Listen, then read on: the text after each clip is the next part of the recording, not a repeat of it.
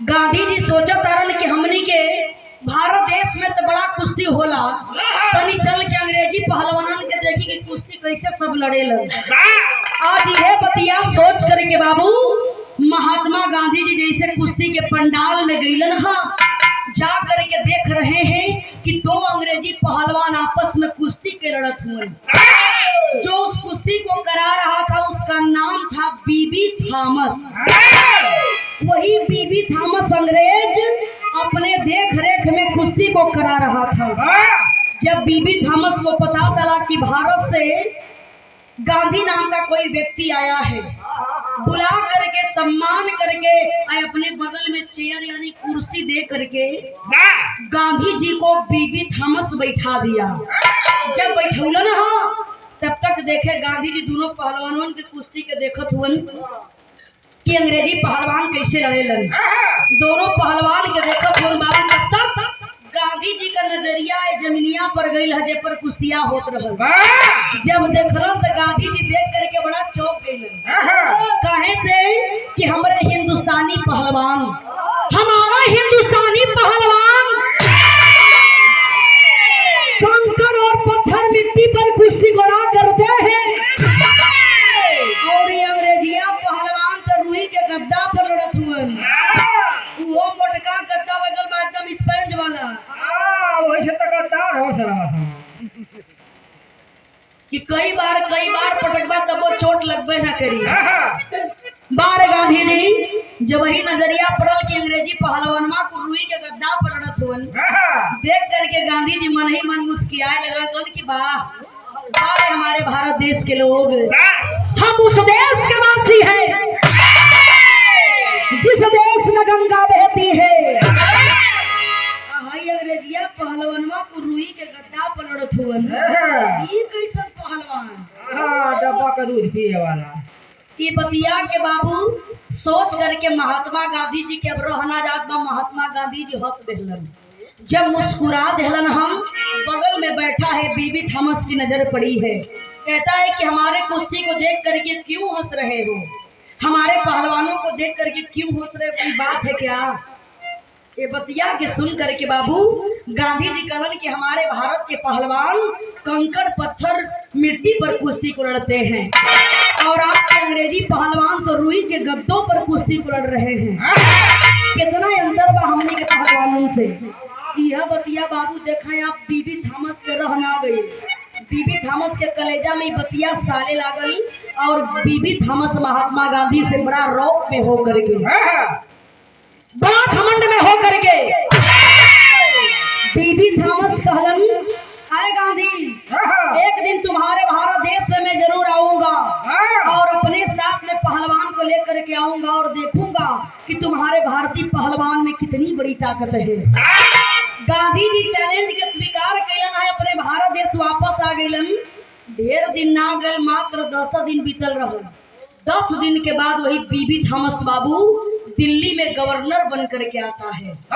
जब दिल्ली में गवर्नर बन करके आई हो तो भाई का मास्टर यहाँ गीत लगल।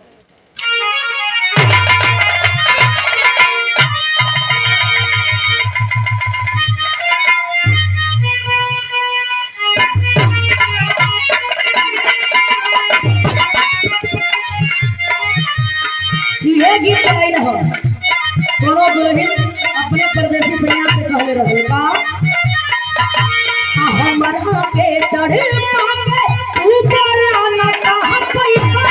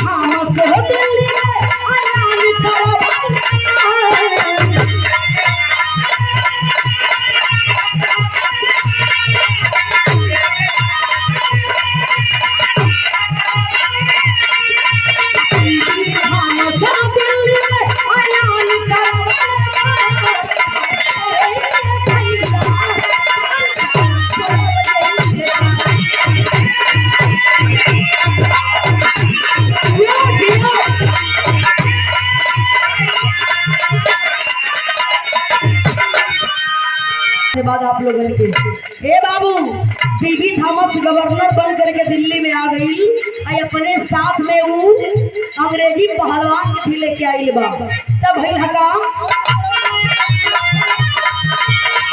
गांधी जी के यहाँ आई ए दिल के बतिया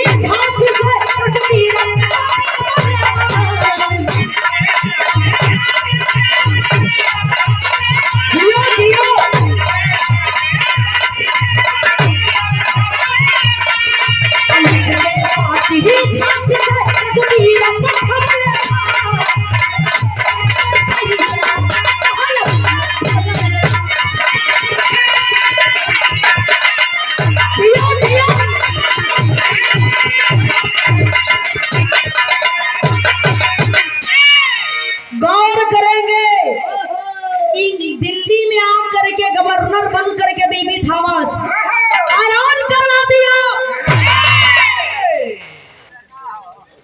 बहुत बहुत मैं सम्मान करती हूँ उधर ध्यान अब आप लोगों ने हर मुठ मिजाज बनाई गौर करिए बीबी थॉमस अपने साथ में एक पहलवान को लेकर के दिल्ली में गवर्नर बन करके आता है ऐलान करवा दिया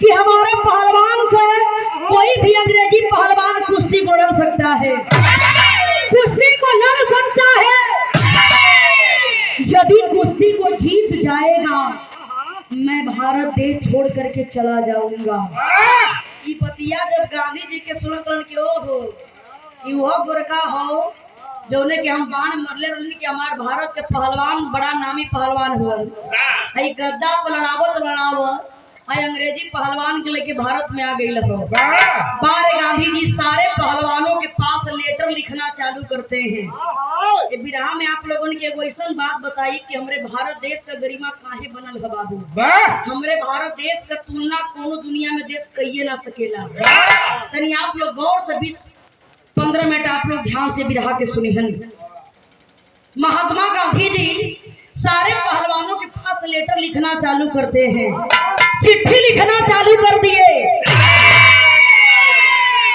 उन पहलवानों के पास चिट्ठी जब पहुंचल एक झांसी का रहने वाला पहलवान था जिस पहलवान का नाम था रघुवीर यादव रघुवीर पहलवान उम्र बहुत ज्यादा ना मात्र 18 से 19 साल का उम्र बा 18 से 19 साल का उम्र बा बापू भाई बेचारा एको दिने जाके अखाड़ा में पहलवान से लड़ाई भी ना कैले रहल वो खाली रोज रियाज बनावत रोज पीठी पर देही पर धूल पोते लागल ओहू पहलवान के पास उ लेटर चिट्ठी पहुंचल है जब रघुवीर पहलवान चिट्ठिया खोल करके पढ़ल तो बारे हमारे हिंदुस्तानी पहलवान हमें बड़ा गर्व होता है वैसे पहलवानों पर अपने देश पर पहलवानवा सोचे लागल रघुवीर पहलवान सोचे लगलन कि यह असली मौका है अब मरब चाहे जियब उसे मतलब नहीं हो मई से बिना बतौले चलब आ जा करके हम तनी अजमा के देखी कि इंग्लैंड का पहलवान हो कैसा सबसे पहले चिट्ठिया लिख करके रघुवीर पहलवान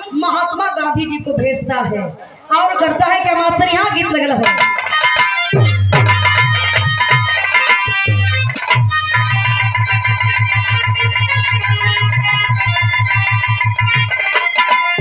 ये गीत के लाइन है गीत के अपने स्वर्गीय राम गुरु जी गावेलन बिरहा सम्राट विजयलाल यादव जी गावेलन जिन्हां लोगों ने दोनों जोड़ा नहीं हो ये गीत के स्वर्गीय राम गुरु जी अपने जमाने में गावे बाबू के वो राम गुरु जो दुनिया में कबो होबे ना करी लेकिन हमने लोगन सीख के खाली रियाज करके गा ले हो जाला कैसे गावे मास्टर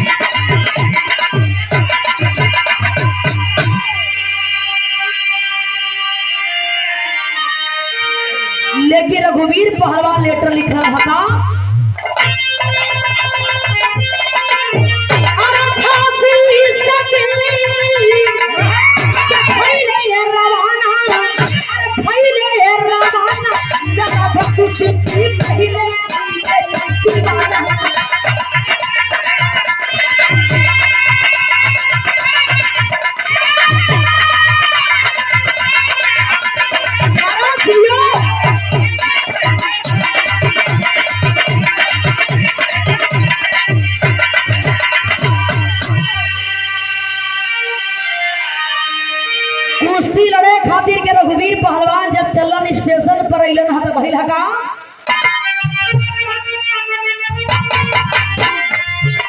अरे झांसी वाली गाड़ी ले 30 मिनट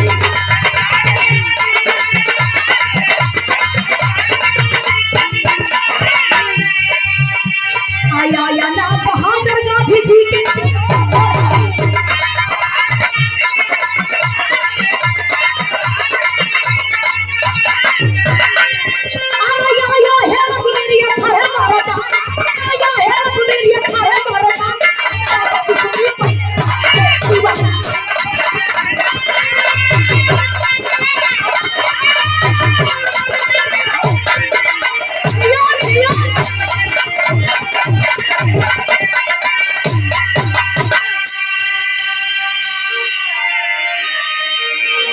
गौर करेंगे बाबू रघुवीर पहलवान कलन की गांधी जी चिट्ठिया में जवाब लिखल भैया देखो और उठा बैठी ना हो अब यहाँ जानो की समय हो गई हर के समय ही हुआ हमके मालूम भी है लेकिन भाई देखा बात तो बात ना कहा तो दिक्कत हो जाई कहीं लोग एक जने खूब उछड़त हुआ नहीं जानी चुपचाप गा के चुपचाप रुपया लेके निकल गए तो धनी आप लोग 10 मिनट और शांति बना दी लेकिन देखा बिरहा का असली सुनैया हमारी काका दादा लोग बैठल हुए कहानी पे जरा गौर करिए बाबू देख के आखिर में रघुवीर पहलवान गांधी जी के पास एगो चिट्ठी लिखलन लिख करके चिट्ठी का जवाब दिलन कि गांधी जी उस बूचर नाम के पहलवान से जो इंग्लैंड से आया हुआ है उस बूचर नाम के पहलवान से सबसे पहले कुश्ती को मैं लड़ूंगा यदि मैं हार गया तो हमारे हारने के बाद कोई भी पहलवान कुश्ती को लड़ सकता है ए बाबू जब गांधी जी चिट्ठिया के देखलन है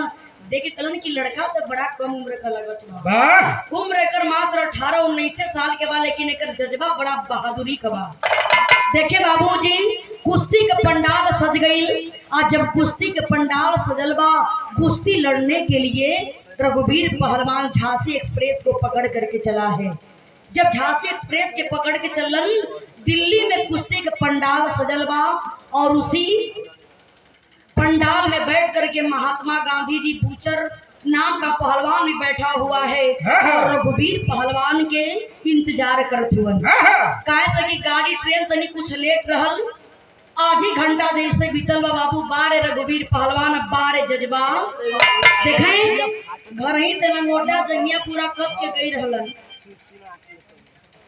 प्रमोद चौहान जी की ओर से सम्मान किया गया ये 50 रुपया दे करके बहुत बहुत मैं सम्मान करती हूँ स्वागत करती हूँ सब लोगों के प्रणाम हो घर ही से लंगोटा जंगिया चढ़ा के गई ना कि चल करके अखाड़ा में सबसे पहले कुश्ती लड़ा बहु जब वही समय बीतल हो बाबू आधी घंटा बीतल जा करके वह रघुवीर पहलवान मेन अखाड़े में कूदता है कहता है गांधी जी चिंता ना करिए कुश्ती लड़ने के लिए मैं आ गया हूँ रघुवीर पहलवान जैसे ही पहुंचता है बाबू कहता है गांधी जी घबराइए नहीं आपका पहलवान आपके सामने है पहलवान का बॉडी कैसन है एकदम दुबला पतला देखले के बाद ऐसा लगत बा कि एक बार एक केहनी खयन बस फेसबुक फेंक दी है कुल पहलवानवा जो हमारे भारत के कई गो पहलवान अकोर से बैठल हुआ कलन की गदियो जी लगत है कि सनक गलवन पगला गल हुआ हमने कैसन दिग्गज दिग्गज पहलवान अभी अखाड़े में बैठल ही जा हाई देखा हाई क दिन कलवंडी है का लड़ी तो एक बार में भारत माई का नमो डुबा दे है तब तक जब बूचर पहलवान के नजर पहुंचल हो अंग्रेजवा पहलवान के जब नजर पहुंचल कि यही पहलवान हमसे कुश्ती लड़ेगा दोनों पहलवान जब आमने सामने भइलन बूचर पहलवान का शरीर बाबू करीब 1 कुंटल के शरीर और लगल फुलावे प्लस के क्या लड़ेगा इनादम ठोक के आगे से हल्ली पिछवा से निकल जाएगी देख करके बूचर पहलवान सोचत करे क्या लड़ेगा यार मन ही मन खूब रघुवीरो पहलवान गरियाओ सुन के अच्छा सारा तो पाले परल है आवाज समझो तो कि हम बताओ तो ये शरीर पर मजा स्टील बॉडी है स्टील बॉडी हां चापक के भूर भूर भूर भूर हवा फेंकत भर देखे बाबू जब दोनों पहलवान आमने सामने भइलन है पहलवान लोगन के दांव पेच के बात है कैसे सर चौलरिया देने लगे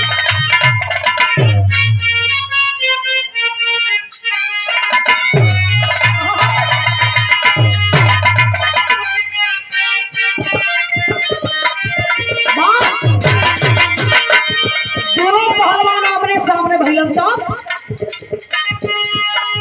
कच के चालानी गोटा चालानी गोटा पठा पहलवान नम हो पहलवान सारी जवान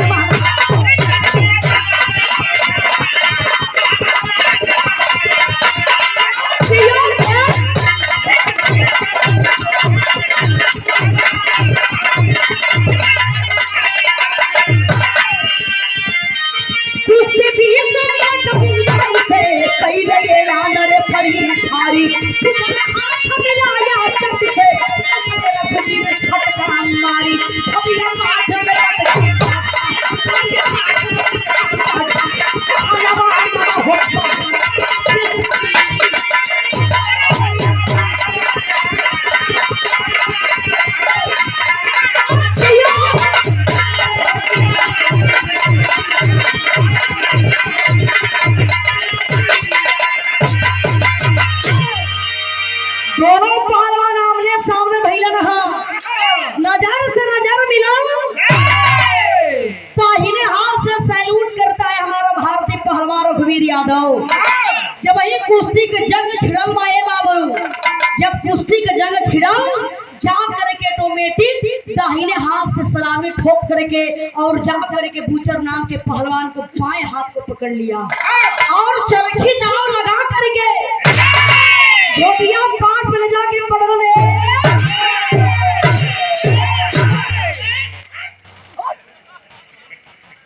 अब देखा ये कम पहलवान लोग थोड़े हो ये पहलवान लोग उनके कभी नहीं हो भैया देखा ये बात वहाँ कहा अरे वाह शेर वाह देखा भैया हम शुद्ध शाकाहारी आपकी रही आज ऊपर से जात के कोई हमरे घरे हरियर सब्जी मिलबे करी तो और कुल चली चवान जमदाना ती बिना मछली खेले तो के मैदान न तो साथ गौर करेंगे बाबू देख आखिर में जब दोनों पहलवान आमने सामने भैया ना चरखी दाव लगा करके रघुवीर पहलवान धोबिया पाट पे पटकता है और पटक करके छाती पर चढ़ करके कहता है कि हर राम कृष्ण की तपोभूमि तो यह राम कृष्ण की तपोभूमि हर बिंद यहाँ का तीखा है। अरे पत्थर को तू क्या यादेगा अरे तो पत्थर को तू क्या यादेगा गद्दों पर लड़ना सीखा है तो जीत लिया रघुवीर है कुश्ती तो जीत लिया रघुवीर है कुश्ती पुरस्कार ले आया है। बीबी थामस की सब बात अपनी माता से बताया है।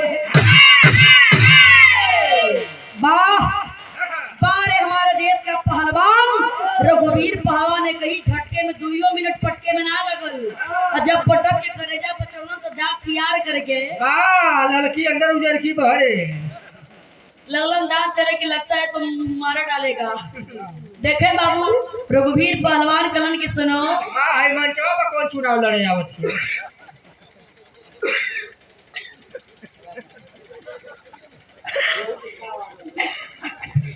देखा वीरस का विराट भाई कुत्ता बिल्कुल इनकर ध्यान अब हर जाए महाराज चप्पल वो करो खरीद लिया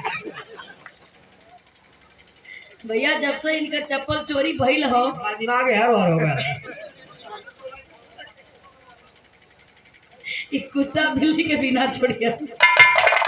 गौर करेंगे बाबू इनकर हम कहानी आप लोगों के का बताइए कि इनकर चप्पल चोरी भयल एक तरह भैया बिरहा होत रहल बारात में बिरहा रहल कहाँ बिहार में बिरहा रहल बाराती अपने मन के कुल अपने मन के बैठल हुन कोनो दिक्कत ना है सुने में लेकिन 1 रुपया इनाम ना देथुन बेचारो खूब मन ही मन खुल्लत हुन खूब गरियावत हुन कि ससुरा कुल कैसन बाराती हमरे इतना चिल्ला तनी जे 1 रुपया देते ना हुन ऐसा भैया 1 बजे के बाद ऐसा भइल कि पूरा बरती एकदम सूत गई।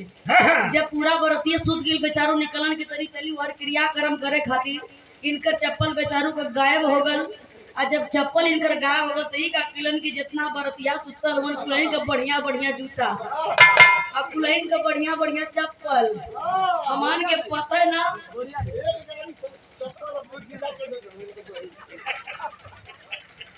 पूरा चप्पल जूता ले जाके गाड़ी के पीछे, उसमें मन के बोलेरो गाड़ी रहल, ले जाके पीछे भरले। उन जब मन के बैठे खातिर जाते ही डिग्गी खोलना के बाद खाली हरा रटू चप्पल में निकला था। कहत उनकी सारे लोग इतना चप्पल खरीद ले जितना मन करे उतना लोग ले ला। बरतिया बेचारे को लाइट बार बार की खोजे तो उनकी भैया हमन के जूतवा कुल का गायब हो गए। वह चप्पल अब तक ले बेचारू चलावत, लेकिन 1 रुपया का चप्पल खरीदल नहीं।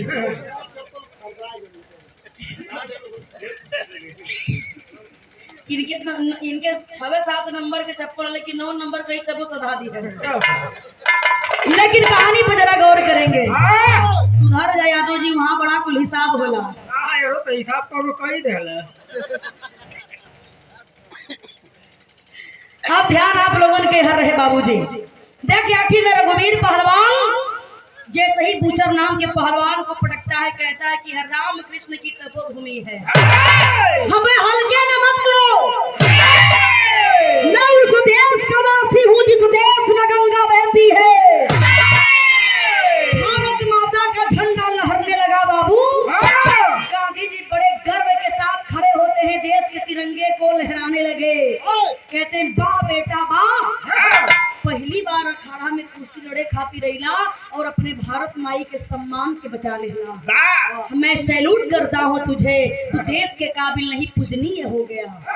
ए बाबू देखें, ये दृश्य के देख करके बीबी थॉमस के थुथुन लटक गई लगे। जो बड़का भौकाली बांध के अपने 1 कुंटल के पहलवान के लेके आई रहलन, बोरा में भर के केहू तरह गाड़ी में लदवा के हॉस्पिटल भेजवावत हुए। देखें, बीबी थॉमस बहुत रुपया पुरस्कार देता है। गांधी जी पुरस्कार दे करके रघुवीर पहलवान का सम्मान कैलन और कहलन कि बीबी थॉमस आपने कहा था कि मैं भारत छोड़ करके चला जाऊंगा, लेकिन ये अंग्रेज बाबू इतना दुर्ला किस्म का होलन कि अपने जवान पर कबो टिकतन नहीं। बाप को कह करके और वह बीबी थॉमस दिल्ली छोड़ करके और कहीं भारत में और जा करके कहीं रहने लगा। पुरस्कार बोलन हम रघुवीर पहलवान पुरस्कार लेके जब घरवा गेलन, माई का नाम बा दुर्गा देवी। रघुवीर पहलवान के माई का नाम बा दुर्गा देवी। दुआरिया पर बैठ के देखत बाड़ी कि सवेरे से देखत बानी आए 8 रात बज गई, लेकिन अभी तक हमार बेटा आई ना, आखिर गई कहाँ। लेकिन बार रघुवीर पहलवान जैसे ही पहुंचता है, माई मुस्कान लड़का का देख के बड़ा खुश बड़ी कि बेटा तू बड़ा खुशी से झूमत बड़ा, कौनो बात बा का? ए बाबू रघुवीर पहलवान कहलन कि देख माँ देख, आज तेरा बेटा वाकई पहलवान बन गया। और इतना ही नहीं, अपने देश के गरिमा को, अपने भारत देश के लाश को बचा करके मैं आया हूँ माँ। एक बीबी थॉमस नाम का गवर्नर भारत में आया था दिल्ली में, और अपने साथ में पहलवान बूचर नाम के पहलवान को लेकर के आया था। ऐलान किया था कि जो उसको पटक देगा मैं भारत छोड़ करके चला जाऊंगा। माई हो, सबसे पहले जा करके 2 मिनट ना लगल, वो अंग्रेजिया पहलवान के पटक के पुरस्कार लेके घरे आईन। जब बीबी थॉमस के बात बाबू देखें, आज जब माई सुनी ना तो माई के आंख से आंसू चले लगल। देख करके रघुवीर पहलवान चकित हो जाता है, करे बीबी थॉमस का नमवा लेते ये अचानक हमार माई रोबे काहे लगी। ए बाबू देखें, रो रो करके आज माई कहत बड़ी कि बाबू रे, तो जौने बीबी थॉमस के हाथ से इतना पुरस्कार लेकर के आई बड़ा ना, वो बीबी थॉमस बहुत बढ़िया पापी गद्दार बा। और वही बीबी थॉमस के देन बारे बाबू कि आज हमरे पूरा दुनिया में आग लग गई। इतना बतिया जब रघुवीर पहलवान सुनन कहन की माई तू कहल का चाहत और तुम्हारे कहला का मतलब का बा। ए बाबू आप देखें, रो रो करके माई बतावे लगली। आप कहत बड़ी कैसे मास्टर?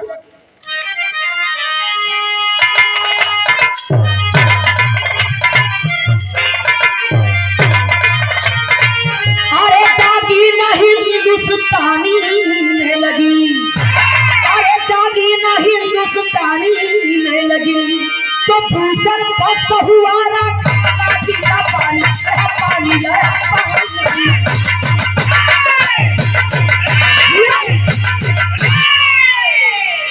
माई रो रो के करीन की बेटा तू जौने बीबी थॉमस नाम के अंग्रेज के हाथ से पुरस्कार लेके आई बड़ा, वो पापी एक दिन और हमारे भारत देश में काशी में आई रहल। और पापी इतना अत्याचार किलस रे बाबू कि हम तोरा से का बताई। आज रो के माई अपन हाल बतावत बड़ी कैसे मास्टर?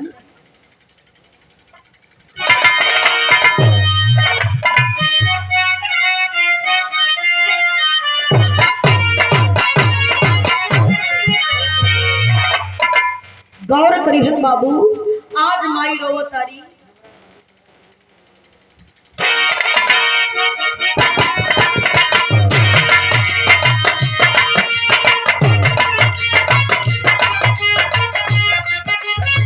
इहे गीत के लाइन हो, कौन गीत बा? हमरा खातिर तोहरा के दुनिया में भेजवले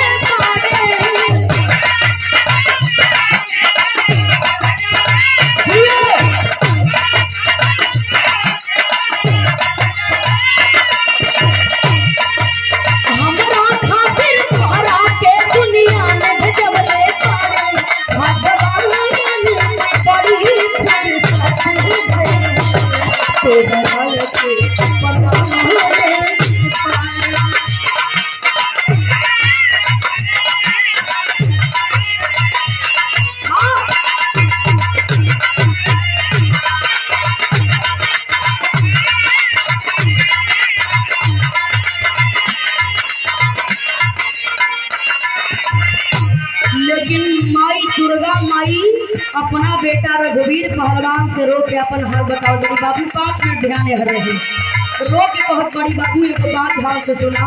पीबी थॉमस का कैले हो? पीबी थॉमस आयल गवर्नर बन करके गवर्नर बन करके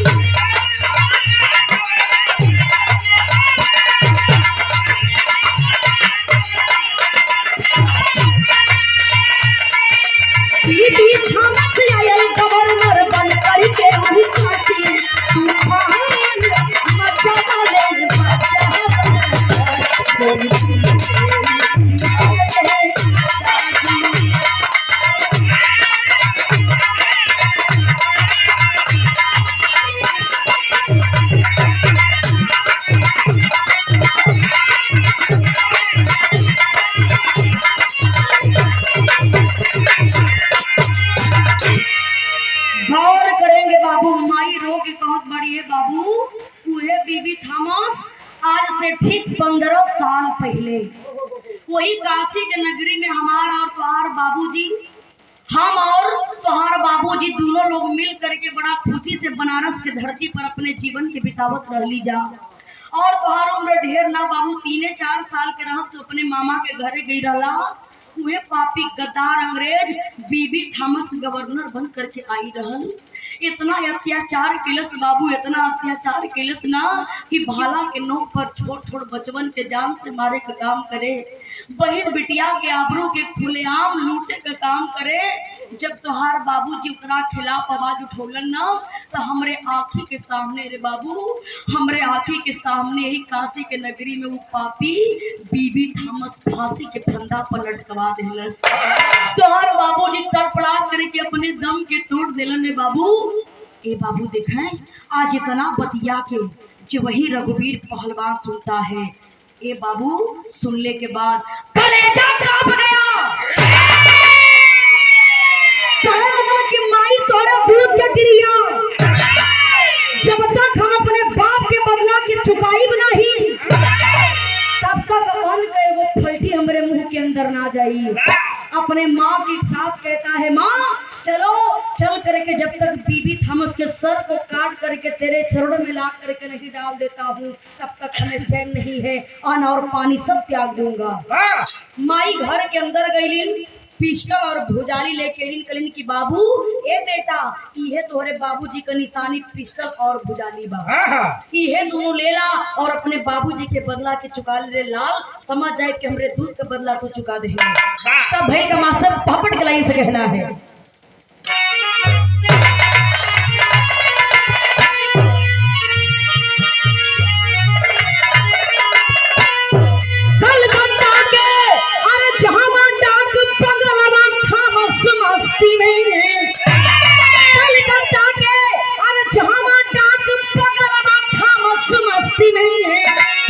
सुंदरी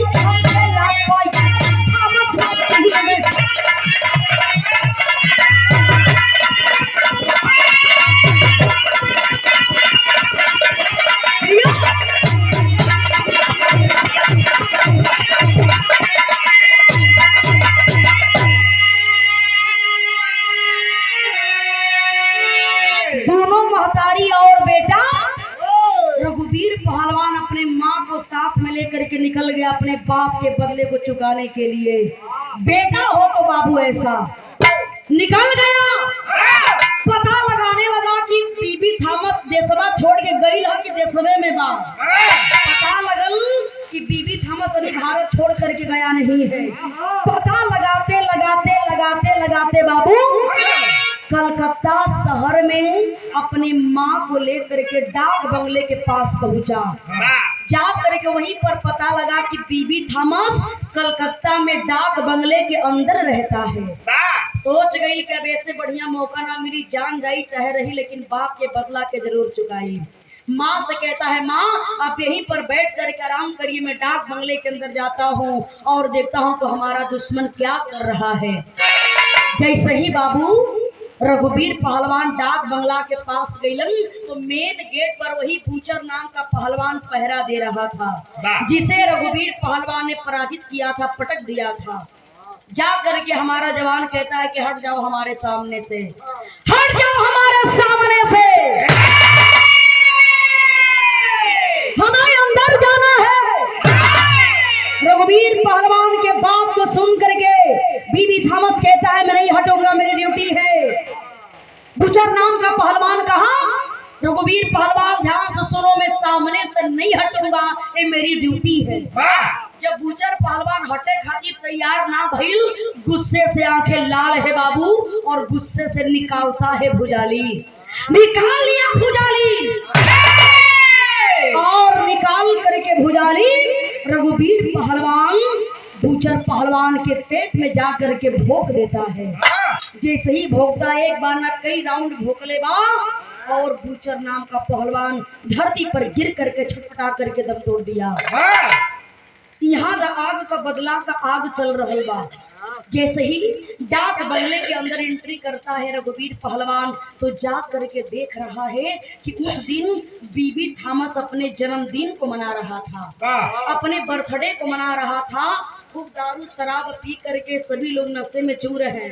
एक लोग ना करीब कई हजार लोग, हजारों लोग की संख्या में लोग ओकरे पार्टी के सेलिब्रेट करत हुए।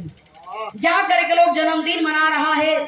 बीबी थॉमस दो चार को लेडीज भी बड़ी छोटी छोटी कपड़ा पहन के खूब डांस भी करत रही। माहौल एकदम रंगीन है, केहू होश में ना, सब एकदम मिजाजे में हो। रघुवीर पहलवान देख करके समझ गया कि अब इससे मौका हमें नहीं मिलेगा। सभी लोग अपने आप में बिल्कुल मग्न हैं और इसी में मौके का फायदा उठाना चाहिए।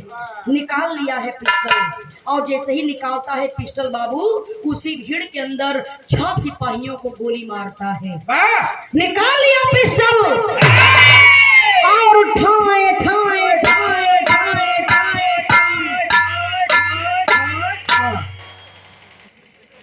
जैसे तो हर बाबू कई गोली घुसर का।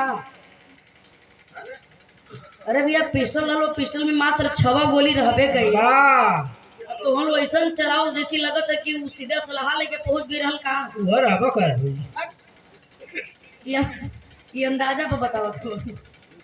हे बाबू रघुवीर पहलवान जब वही पिस्टल में 6 गोली है, 6 गोली को 6 सिपाहियों के सीने के अंदर उतारता है। हाहाकार मच गया,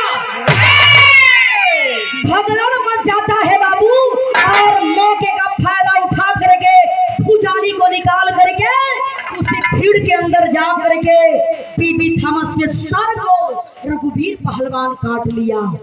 जब काट लेता है मारे बहादुर, काट करके जैसे ही लेकर के भागना चाहता है तो होता है क्या, अलग लाइन से कहना है मास्टर।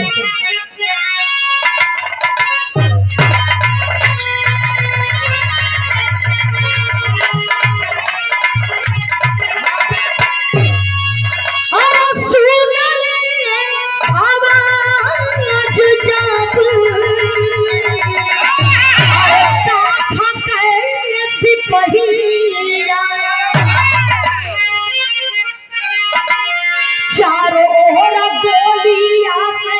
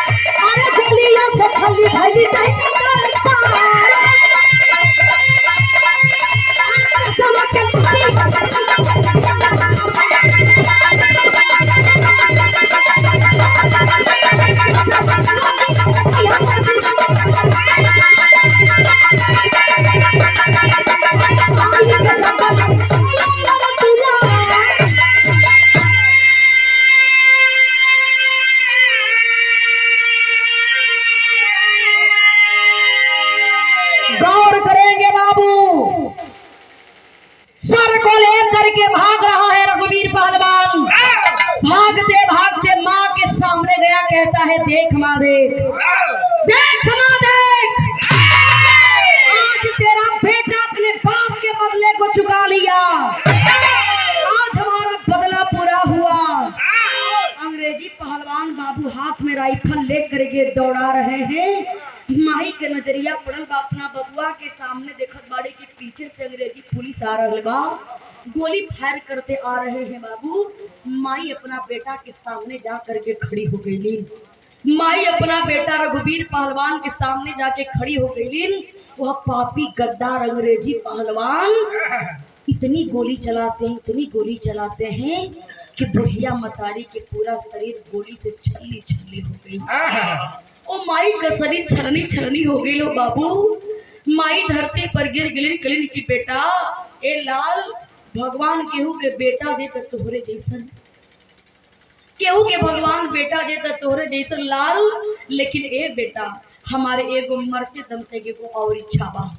हम तो मर जाए भो लाल, लेकिन हम चाहता नहीं तोहार बाबूजी भी ये पापियन के हाथ से मारल गईलन, ए पापियन के गोली से हमरो जान जा रहल बा। लेकिन ए लाल हमसे एगो वादा करा, ई वादा निभावे के पड़ी कि ए पापियन के गोली से तो हर मौत ना होके के चाहिए। इहे बतिया कह करके माई मर गई हो बाबू, शरीर छोड़ देली। देख करके सोच रहा है कि जब पूरा वचन के हम निभा देली तो काहे न माई का आखिरी इच्छा पूरा कर देही। माँ के लाश को छोड़ता है अपने कसम को निभाने के लिए बाबू। रघुवीर पहलवान भागने चालू किया, भागना चालू करता है। भागते भागते देखे होता है क्या, कहना है खड़ी कलाई लगी।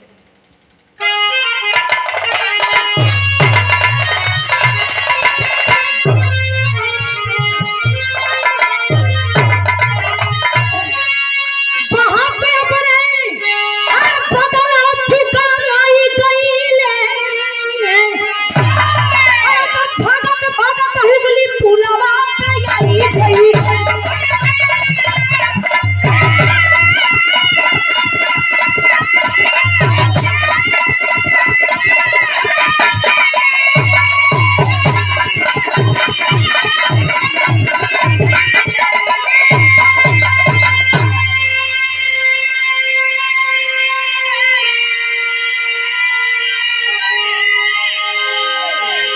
गौर करेंगे बाबू, रघुवीर पहलवान माँ के मरते दम तक आखिरी वचन को निभाने के लिए भागते भागते हुगली पुल पर पहुंचता है। सभी लोग जानते होंगे, बहुत लोग कलकत्ता में रह के भी काम कर ले हुए, और जो लोग कलकत्ता गए होंगे बाबू जानते होंगे, जानते होंगे बाबू।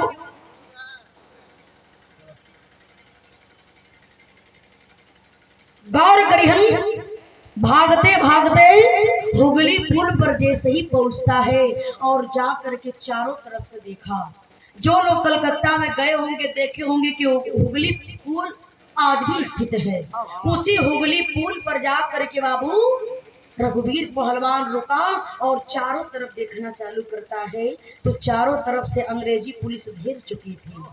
समझ गया हमारा जान नहीं बचेगा, लेकिन माँ हमको वचन दी है चाहे कुछ भी हो जाए बेटा, इन पापियों के हाथ तुझे नहीं मरना है। हाथ में पिस्टल और भुजाली बाबू बाबू पिस्टल और भुजाली को ले करके और देखे उसी गंगा जी में फेंक करके, और उसी गंगा जी में रघुवीर पहलवान कूद जाता है और कूद करके अपने जान को गवा दिया।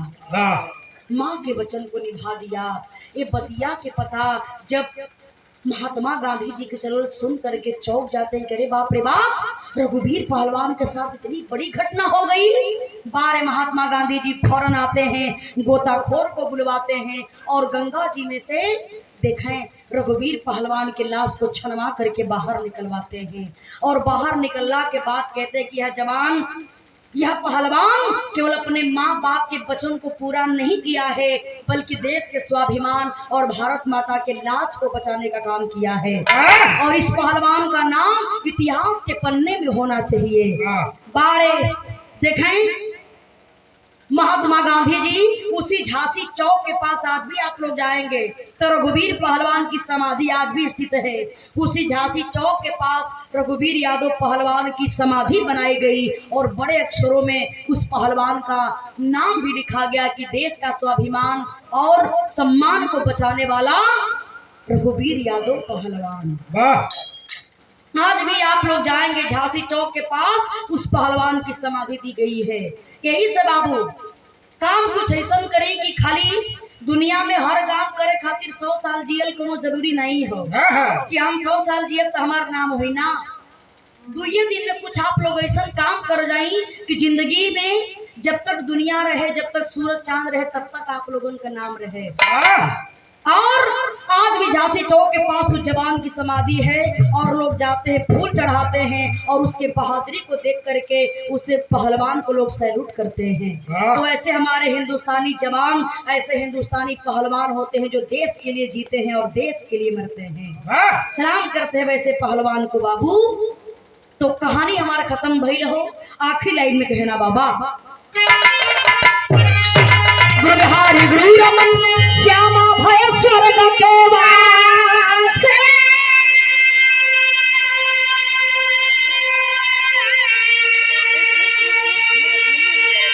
भोला भोला दर्विशरा हर सिया रहमया भिलासी,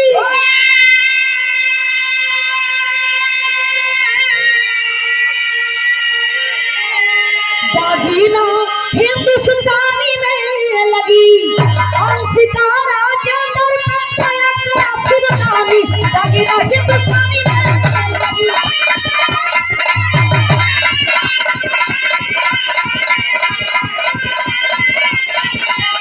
मेरे देश की धरती सोना उजले उजले खीरे,